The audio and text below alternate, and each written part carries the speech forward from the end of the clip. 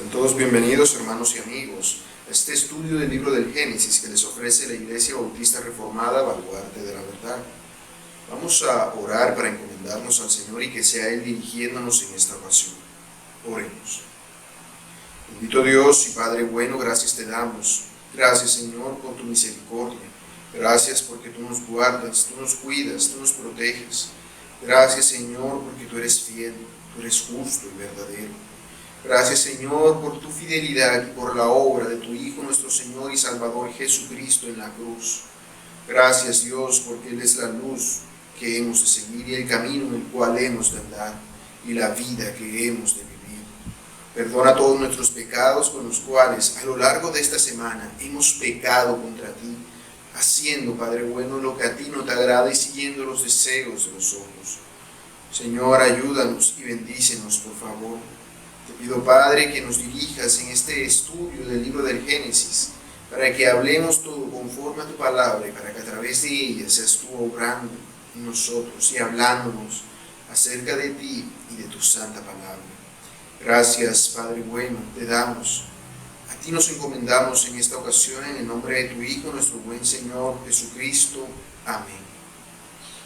Muy bien, hermanos y amigos, una vez más, son todos bienvenidos a este estudio del libro del Génesis que les ofrece la Iglesia Bautista Reformada, Baluarte de la Verdad. Estamos estudiando el capítulo 44 de Génesis. Estamos hablando acerca del linaje de Israel. Israel es Jacob. Ese es el nombre que Dios le puso, el nuevo nombre que simbolizaba el cambio que Dios estaba haciendo en su vida. Estamos hablando acerca de su linaje, de sus hijos. ¿Quiénes son sus hijos? Recordemos que Jacob tuvo 12 hijos varones. 12 hijos varones. Esta cantidad de hijos que él tuvo fue debido a la promesa que Dios le había hecho a su abuelo Abraham, de que en él serían benditas todas las naciones de la tierra y de que su descendencia sería tan grande como las arenas a la orilla del mar, como las estrellas en el cielo. Es por eso que Jacob tuvo 12 hijos, y cada uno de esos hijos también tendría muchos hijos más, porque habrían de formar un pueblo, habrían de formar una nación, la nación de Israel. Pero vemos que no es una historia en la cual se nos hable bonito de los personajes, ni se nos cuenta a estas personas como seres perfectos, sino por el contrario, se nos muestra a estos hijos de Israel como seres imperfectos, como pecadores que son. Esto lo vemos desde el principio, porque vemos que los hijos de Israel querían vender a José, el hijo favorito de Israel. Querían matarlo, pero no pudieron. Judá, el cuarto de ellos, propuso que lo vendieran como esclavo. Así que decidieron vender a José como esclavo en Egipto. Y vemos que aunque José fue esclavo en Egipto, Dios estuvo con él y lo ayudó, y lo fortaleció en medio de sus luchas y de sus pruebas. Y José salió adelante gracias a la ayuda del Señor y perseveró, y al final Dios lo exaltó e hizo que terminase siendo el primer ministro de toda la nación, el encargado de salvar a todo el país y también al mundo entero de una situación terrible que se habría de venir, un hambre como nunca antes se había visto, un hambre que acabaría con 7 años de abundancia que seguían antes que ella. El hambre sería tal que la gente ya ni se acordaría de esos años de abundancia, pero José, guiado por el Señor, vemos que él elabora un plan que consiste en almacenar grano, en ahorrar grano durante los años de abundancia para tener suficiente en los años de escasez, y lo hace, y su plan sale a la perfección. De manera que José no solamente tiene grano para Egipto, sino también para vender a los demás países que estaban pasando por la misma situación. A causa de esta hambre, los hijos de Israel bajan a Egipto. Allí se encuentran con José, pero no lo reconocen porque ahora es todo un egipcio en apariencia y en su forma de ser. Y José, viendo que no lo reconocen, decide evaluarlos para ver si ellos siguen siendo las mismas personas que eran cuando lo vendieron a él como esclavo. Se da cuenta de que su hermano de madre, Benjamín, no está con ellos, y los acusa de espías, con la condición de que deben ir a buscar a Benjamín, dejando a Simeón, otro de sus hermanos, preso. Así ellos parten en busca de Benjamín. Vemos que su padre Jacob no quería dejarlo ir porque era su hijo favorito y no quería que le pasara nada. Pero el hambre era mucho mayor y si querían sobrevivir debían estar dispuestos a ello. Así que Jacob accede a dejar ir a Benjamín con sus hermanos. Cuando llegan, ellos iban aterrorizados porque en su primer viaje habían recibido de vuelta el dinero que ellos pagaron por el trigo. Pero vemos que esto no se les toma en cuenta, por el contrario, son bien recibidos y hasta se les hace un banquete y todo en su honor. Y celebran hasta el día siguiente. El día siguiente, cuando deciden partir y cuando ya están saliendo de la ciudad, vemos que José manda a su mayordomo a perseguirlos y a buscarlos.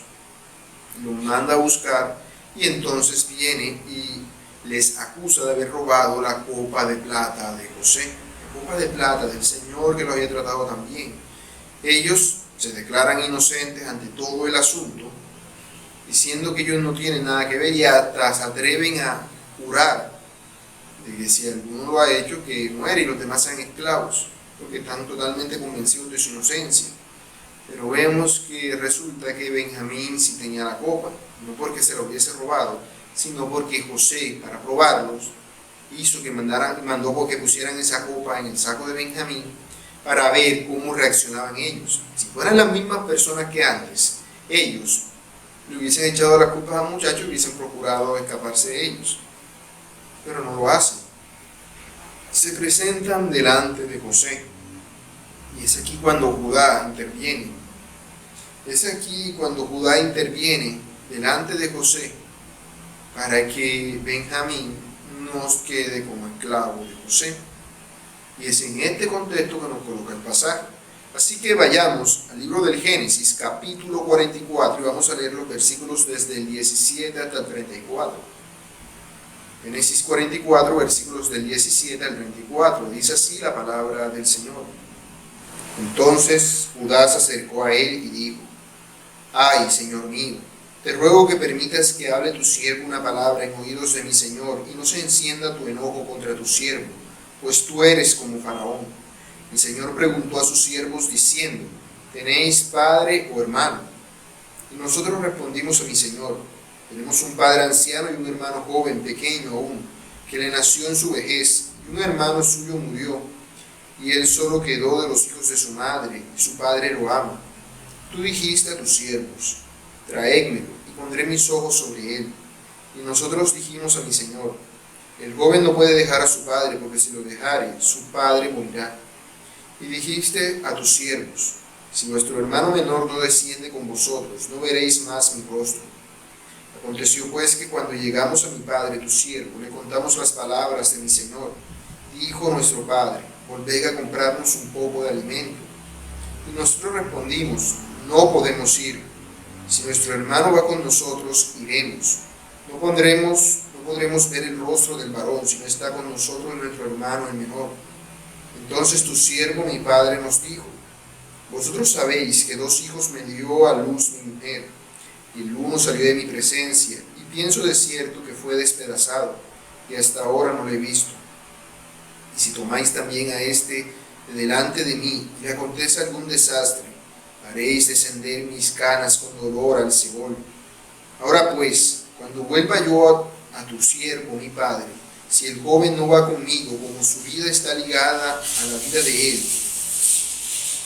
sucederá que cuando no vea al joven morirá, y tus siervos harán descender las canas de tu siervo nuestro padre con dolor al Seol.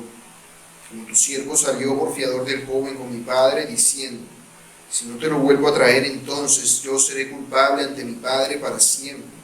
Te ruego, por tanto, que quede ahora tu siervo en lugar del joven por siervo de mi Señor, y que el joven vaya con sus hermanos. Porque, ¿cómo volveré yo a mi padre sin el joven? No podré, por no ver el mal que sobrevendrá a mi padre. Bueno, en este pasaje vemos cómo se nos presenta Judá como aquel que intercede delante de José por su hermano Benjamín. El nuevo José. Benjamín era ahora el hijo favorito de su padre. Pero vemos que ahora la propuesta que hace Judá es totalmente diferente a la que hizo tantos años antes, cuando propuso a sus hermanos que vendieran a José como esclavo. En aquel entonces ellos se mostraron muy indiferentes con lo que su padre pudiera pensar con respecto a José. De hecho, le dijeron que José fue devorado por un animal salvaje, por una bestia salvaje. A ellos no les importó el dolor que eso pudiera causarle a su padre, pero ese dolor fue grande. Ellos tuvieron que ver a su padre con ese dolor, cargando ese dolor durante todos estos años. Eso ha hecho que ellos reconsideren su actuar. Ese suceso los ha perseguido durante todo este tiempo. Y ahora ellos son personas diferentes. Vemos que Judá empieza a interceder delante de José y empieza intercediendo, refiriéndose a José como Señor mío, Señor mío. Y hasta vemos que le pide permiso para hablar. Ruega a José que no se enoje y reconoce que José es como Faraón, es decir, que su palabra es como si fuera la palabra de Faraón mismo. Lo reconoce como la persona más importante de todas, aquel que tiene poder sobre él, sobre sus hermanos, y aquel que puede destruirlos o salvarlos. Judá repasa la primera conversación que tuvieron con José, enfatizando el hecho de que Jacob ama mucho a Benjamín, por ser el único hijo que le quedaba de su esposa amada Raquel. Le hace recordar también a José que la única razón por la cual ellos trajeron a Benjamín fue porque José les dijo que lo hicieran.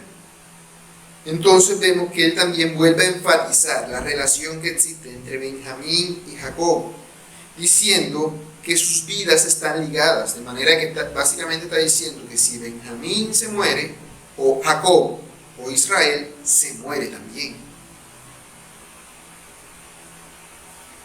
Y que a pesar de que su padre no estaba de acuerdo, al final le accedió por el bien de Benjamín, recalcando que si algo le pasaba a Benjamín, ellos harían descender sus caras con dolor al Seol.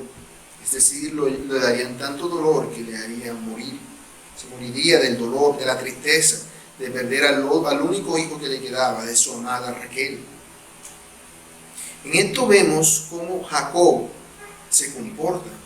Vemos cuán mal está él. Pues básicamente él se refiere a Raquel como su única esposa.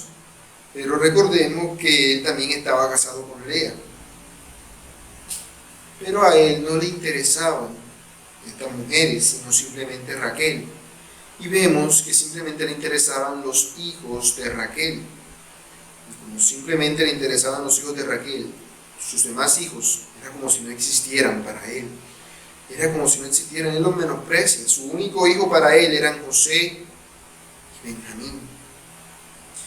Pero Judá no se detiene allí, ni tampoco vemos que se sienta mal por ello, sino que él continúa hablando y hace referencia a José, aquel hermano al cual ellos vendieron como esclavo tantos años antes, diciendo, y él salió de mi presencia. Y piensa él que José fue despedazado, dando a entender Judá a José la versión que Jacob sabía acerca de lo que había pasado con él. ¿Cómo se sentiría José al escuchar esto? ¿Cómo se sentiría José al escuchar que su padre piensa que una bestia salvaje lo despedazó?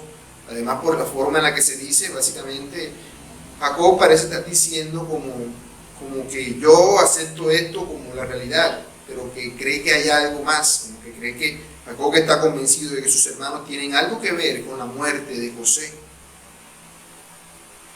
Y Judá apela a la misericordia de José.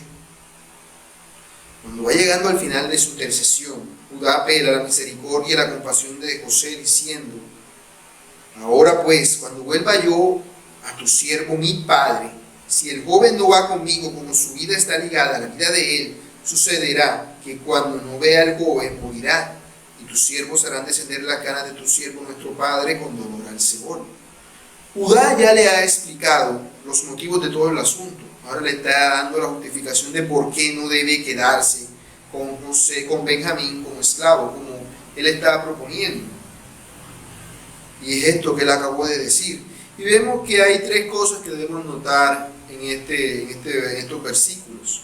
Primero, vemos que Judá reconoce la relación que existe entre Jacob y Benjamín. entre Jacob y Benjamín, diciendo: sus vidas están ligadas. Si algo le pasa a él, a mi padre también le pasará. Además vemos que Judá no le está echando la culpa a Jacob. Él no está diciendo: lo que pasa es que nuestro padre no nos quiere, que sí es verdad. De hecho, su padre no los quería, como quería a José y a Benjamín. No los quería, pero él no le está echando la culpa a su padre, diciendo: si mi padre no quisiera, no estaríamos en esta situación. No, sino que él lo acepta como un hecho. Él lo da por sentado, él lo acepta como un suceso que ha acontecido y punto. Además, también es de notar que Judá no le está echando las culpas a José de todo esto. Él no le está diciendo: y tú harás descender a nuestro padre con dolor al Seol. Porque él podría decirle: si dejas a Benjamín, tú harás que nuestro padre descienda con dolor al Seol. Pero él no está echándole la culpa a José.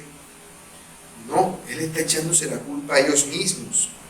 Pues lo que él dice es que: y tus siervos, o sea, nosotros, los hermanos que estamos aquí delante de ti, haremos descender a nuestro padre con dolor al Seol. Te está echando la culpa él mismo, a ellos, porque él está hablando en lugar de ellos. Y para terminar su intercesión, Judá se ofrece como sustituto en lugar de Benjamín. Viendo que, habiendo expuesto la relación íntima que existía entre Jacob y Benjamín y el riesgo de que su padre muriera si los hermanos volvían a Canaán sin Benjamín, Judá procede a ofrecer su vida en lugar de la de Benjamín. Por eso él dice: como tu siervo salió por fiador del joven con mi padre, diciendo: si no te lo vuelvo a traer, entonces yo seré culpable ante mi padre para siempre. Te ruego, por tanto, que quede ahora tu siervo en lugar del joven por siervo de mi señor, y que el joven vaya con sus hermanos. Él está diciendo entonces eso. Él se refiere: siervo de mi señor, o sea, de José, que quede yo siendo esclavo tuyo en lugar de Benjamín. Déjame a mí como esclavo. Y esto también es interesante porque recordemos que, como ya dije, fue Judá el que propuso vender a José como esclavo. Fue Judá el que propuso vender a José como esclavo. Pero aquí, en lugar de eso, ¿qué está haciendo él? Está ofreciéndose a sí mismo como esclavo en lugar de Benjamín. Entonces, vemos que él está dispuesto a sacrificarse a sí mismo por el bienestar de su hermano y de su padre. ¿Cómo se habrá sentido Benjamín al escuchar a su hermano Judá decir estas palabras? Benjamín básicamente era como un cordero que estaba listo para ser sacrificado. Era un cordero que estaba listo a ser sacrificado. Seguramente a partir de ese momento Benjamín valoraría mucho a su hermano Judá. Seguramente lo valoraría mucho y quizás hasta se formaría un vínculo más fuerte entre ellos. Hay quienes relacionan esto con el hecho de que muchos años más adelante, cuando Israel sea un país ya constituido y se divide, después de un cisma político que se da entre las 12 tribus, dejando un Israel del norte y un Israel del sur, mucho más adelante, suceso que se cuenta en el libro de los Reyes, vemos que la tribu del norte queda constituida por las 10 tribus que quedan, y la tribu del sur y el reino del sur queda constituido por 2 de las tribus, la tribu de Judá y la tribu de Benjamín. De hecho, ambas tribus a partir de ahora se empiezan a mencionar juntas muy a menudo. Quizás dicen que existe algún tipo de relación entre esto, que quizás se dio algún tipo de hermandad entre estos hermanos y también entre los hijos de ellos y entre sus hijos y entre las tribus. Pero eso es ir mucho más allá. Quizás simplemente sea algo tipológico que Dios nos está mostrando acerca de lo que se ocurrirá más adelante. Aquí vemos cómo en este pasaje Judá asume la responsabilidad por el bienestar de su hermano menor, cosa que debió haber hecho años antes, cuando sus hermanos querían matar a José. Él debió haber dicho, cuando él escuchaba a su hermano gritar de dolor en aquel pozo, cuando él lo escuchaba gritar allá, ellos estaban comiendo lo más de tranquilo. La conciencia de Judá lo redarguía. Pero la conclusión fue que dijo, no, vamos a matarlo, vamos a venderlo como esclavo para que se muera en otra parte. Pero lo que él debió haber hecho en ese entonces, si se sentía que su conciencia lo estaba acusando, era, vamos a sacarlo, y si quieren matar a alguno, échenme a mí, déjenme morir a mí en ese pozo. En ese entonces él no hubiese hecho eso. Pero ahora eso básicamente era lo que estaba haciendo al entregarse él por su hermano Benjamín. Y debemos tomar en cuenta que en aquel entonces Judá era un joven, ahora Judá era un hombre que debía tener por lo menos 3 hijos. Un viudo ya de por lo menos 3 hijos. Y quién sabe si ya hasta, quizás ya alguno de ellos había tenido hijos. El mayor del que no fue con Tamar, quizás ya había tenido hijos para ese entonces, porque no se nos dice exactamente el tiempo, y son aproximaciones simplemente. Así que para alguien de su edad, hacer este sacrificio era algo bastante considerable. No era algo que él iba a ser un esclavo que iba a poder hacer ese tipo de trabajo duro, porque ya era alguien de cierta edad, pero él está dispuesto a hacerlo. Aquí vemos cómo es que Dios está obrando en todo lo que está aconteciendo. Si José fuera una persona totalmente ajena a la familia de Judá, como ellos pensaban, todo ese discurso que Judá le habría dado, quizás entre lágrimas, porque no se nos dice, pero sí vemos que hay mucha emoción en todo lo que está diciendo, a José no le habría importado. Si no fuera nada, si estas personas no significaran nada para él no le habría importado. Quizás le hubiese dicho, ¿y a mí qué? Si tu padre se muere, eso no me restará poder a mí ni me dará poder a mí. Que era lo que ellos pensaban de José. Él se estaba arriesgando al decir eso, porque sabía que esas palabras sobre una persona que no tuviese ningún tipo de relación con ellos, no tendría ningún tipo de poder. Él está apelando simplemente a la misericordia que él cree que José tiene. Pero claro está, él no sabía que José en realidad amaba a Judá, amaba a Benjamín y amaba a Jacob, su padre. Él no lo sabía. Él no lo sabía. Y vemos cómo en esto Judá es una persona totalmente diferente. Es una persona madura. Pues él está dispuesto, como ya dije antes, a cuidar a su hermano, a tal punto de estar dispuesto a entregar su vida en lugar de la de él, en lugar de la de su hermano pequeño Benjamín. Este es el deber de todo hermano. Un hermano mayor debe cuidar a su hermano menor. Eso era lo que debían haber hecho los hermanos mayores con José, que no hicieron. En lugar de ello, trataron de matarlo. Como no se atrevieron, lo vendieron como esclavo. Pero este era el deber de ellos. Todos sabemos porque el primer vínculo que se da, la primera relación que vemos que se rompe entre hermanos, que se nos menciona en la Biblia, es la de Caín y Abel. Caín mata a su hermano Abel por celos, por envidia. Y vemos que luego, cuando Dios lo llama a cuenta por lo que había hecho, Caín dice, ¿acaso soy yo el guarda de mi hermano? Como dando a entender de que él en realidad no era el guarda de su hermano. Sin embargo, el hecho de que Dios lo llame a cuenta a él por lo que le pasó a su hermano, da a entender de que de hecho él era el guarda de su hermano, porque al ser el hermano mayor, él debía ser el ejemplo a seguir para su hermano, no hacerle daño, que fue lo que él hizo. Y era lo que ellos habían hecho con José tantos años antes. Y ahora, con Benjamín, sí lo hacen. Con Benjamín, sí están dispuestos a sacrificarse por él. En todo esto vemos el cambio que ha ocurrido en los hermanos de José. A lo largo de todo este capítulo hemos visto muchas evidencias de que ellos han cambiado. Cuando se les hace el banquete que José les da, vemos que a Benjamín se le sirve una porción de alimento mucho mayor, 5 veces más la ración que a los demás. Y los hermanos no se molestaron por ello, sino que por el contrario, se alegraron por esto, se alegraron por ello, no tuvieron ningún tipo de resentimiento, eran personas diferentes.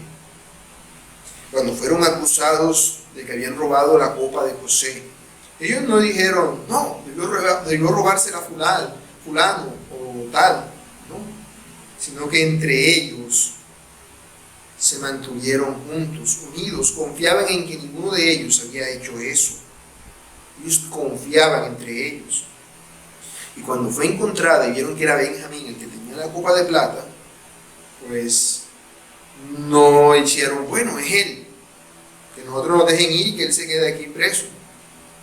No, ellos estaban dispuestos a ir todos juntos y ser todos esclavos con tal de que Benjamín saliera libre.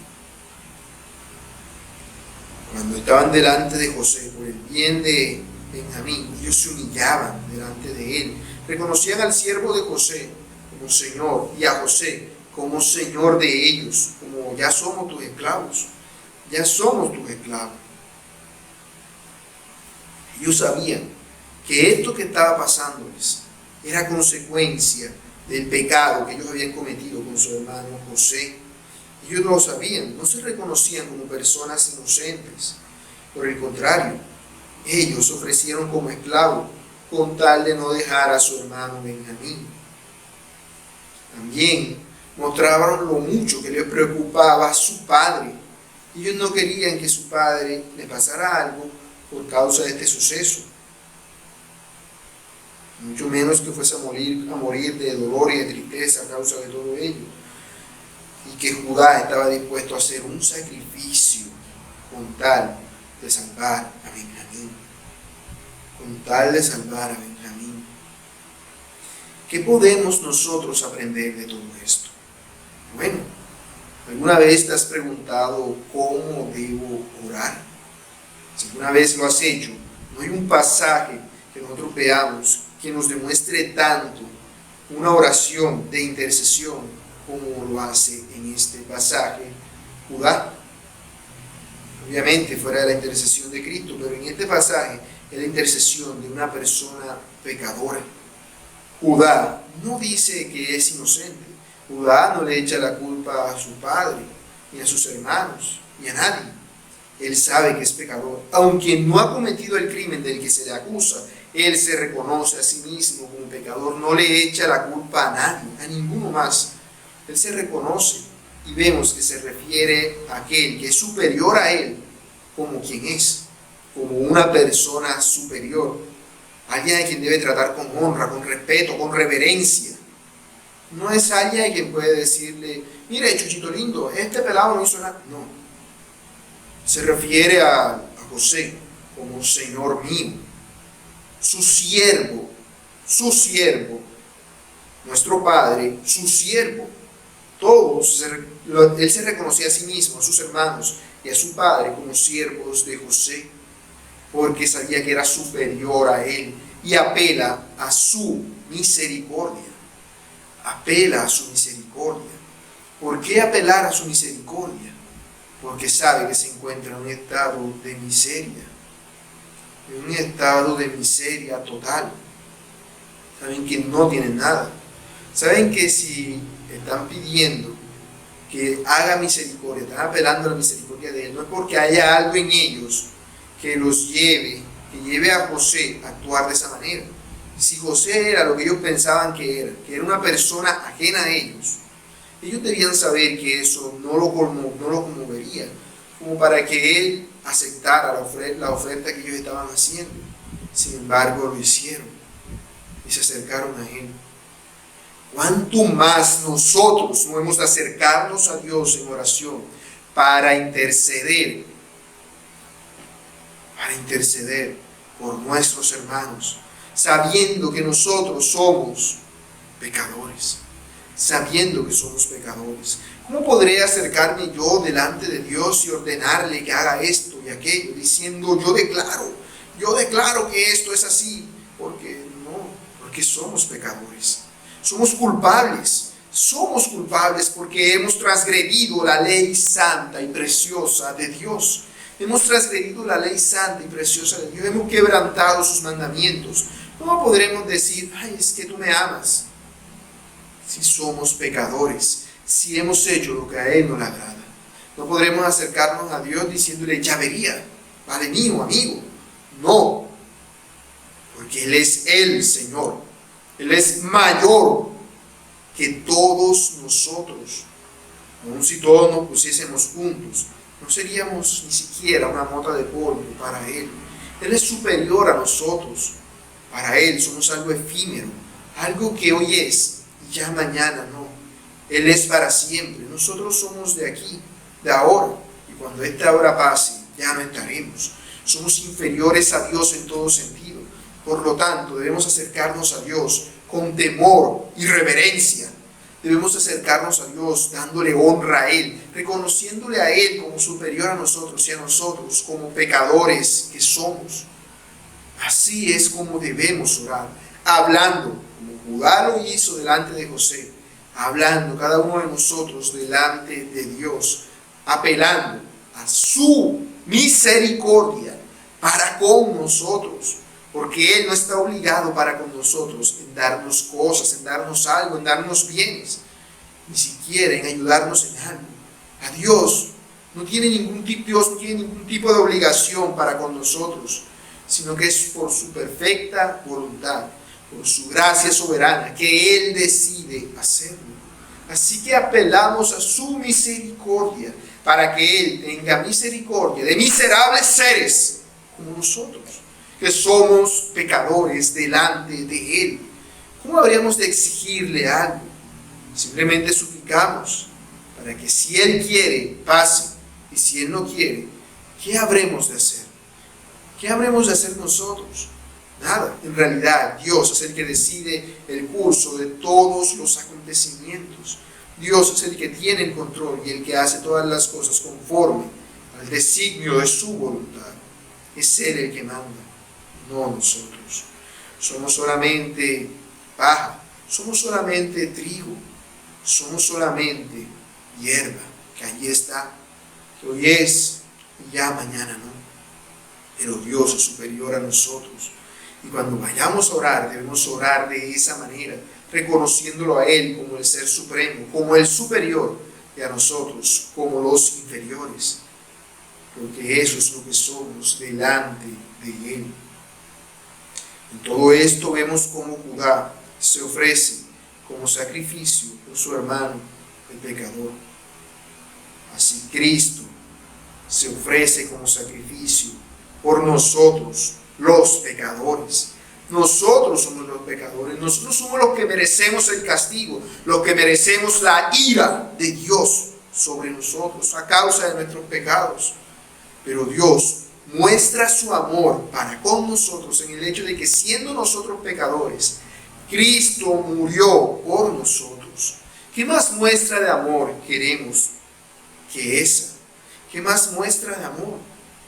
¿Cómo se sentiría Benjamín cuando vio que su hermano Judá estuvo dispuesto a sacrificarse por él? Seguramente se sentiría muy agradecido para conmigo. ¿No hemos de sentirnos nosotros así para con Cristo, quien pagó el precio por nuestros pecados, los pecados de aquellos que creímos en Él? Porque Cristo no murió por todos, Cristo murió por aquellos que han creído en Él, aquellos que Él sabe que han depositado su confianza en Él, porque Él mismo nos ha guiado a ellos. Encomendémonos a Cristo. Él es nuestro Judá. De hecho, Cristo viene de Judá, no de José. Nuestro Señor Jesús desciende de la tribu de Judá, no de la tribu de José. Él es el que hizo la obra por nuestros pecados. Por los pecados de todos nosotros, Cristo pagó el precio. ¿Cómo hemos de despreciarlo? ¿Cómo hemos de pensar que Dios no nos ama? Porque nos acontecen cosas malas o porque las cosas no salen como nosotros queremos. Por el contrario, Él ya pagó el precio de nuestra salvación. Todo lo demás que nos pase no es nada con relación a lo que debería pasarnos. Todas las cosas malas que nos acontezcan no son nada comparadas las cosas malas que deberían pasarnos a causa de nuestros pecados. Pero Cristo pagó el precio. Y por eso es que nosotros confiamos en Él y le amamos. Y depositamos en Él nuestra confianza, sabiendo que Él nos escucha, que Él nos guarda y que Él responderá a nuestras peticiones conforme a su voluntad. Porque Él es nuestro Dios y nuestro Señor. Oremos. Bendito Dios y Padre bueno, gracias te damos por todas tus misericordias que nos das. Perdona todos nuestros pecados y culpas, por favor, y enséñanos a hacer tu voluntad.